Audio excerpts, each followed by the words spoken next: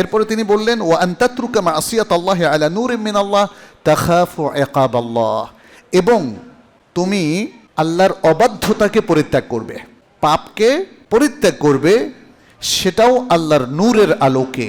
নূরটা এখানে হেদায়াত, আর হেদায়াতটা হলো ইলম, কোরআন সুন্নাহ। তার আলোকে তুমি, অর্থাৎ কোরআন সুন্নাহ যতগুলো পাপকে আইডেন্টিফাই করে, চিহ্নিত করে, সেই পাপগুলোকে তুমি বর্জন করবে। তাখাফু ইকাবাল্লাহ, কারণ এই পাপ করলে তুমি আল্লাহর ইকাব, শাস্তির মুখোমুখি হবে।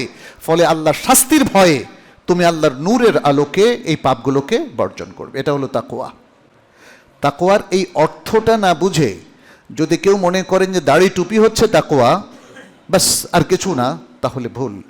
দাড়ি টুপি অবশ্যই তাকওয়ার অংশ, কোনো সন্দেহ নেই, কিন্তু তাকওয়ার মূল যে ফোকাসটা এবং তার যে মূল অর্থটা, মর্মটা, সেটা হলো তালক ইবনে হাবিব যেটা বললেন, এবং সেটা অবশ্যই কোরআন হাদিসের আলোকে।